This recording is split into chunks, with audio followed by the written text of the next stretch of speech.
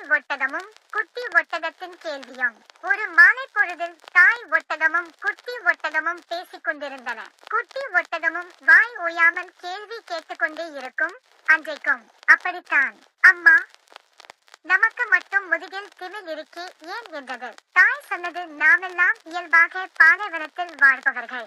நமக்கு தண்ணீர் பாலைவன சோலைகளில் மட்டும்தான் கிடைக்கும்.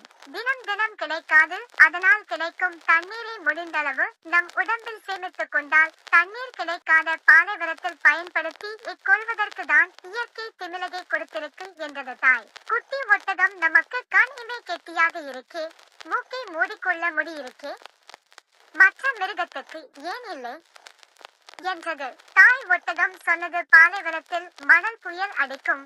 கண்ணுலையும் மூக்கு லைலையும் மணல் போயிடுமே, அதனால் தான் நமக்கெல்லாம் இப்படி மூடி இருக்கு என்றது. குட்டி அம்மாவின் கால் குழம்பை பார்த்து, இவ்வளவு பெரிய குழம்பு நமக்கு எதுக்கு என்று கேட்டது.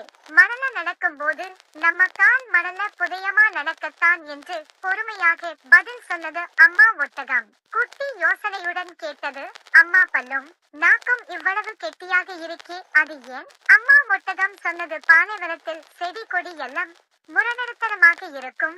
அதையெல்லாம் கடித்து சவைத்து தின்ன வேண்டாமா, அதற்குத்தான் என்றது. இப்போது குட்டி பட்டென்று கேட்டது, அம்மா, இதையெல்லாம் வைத்துக் கொண்டு லண்டன் குளிரிலே இந்த மிருக காட்சி சாலையிலே நாம 2 பேரும் என்ன செஞ்சுக்கிட்டு இருக்கோம் என்று கேட்டதும் தாய் ஒட்டகம் பதில் பேச முடியாமல் அமைதியாக நின்றது.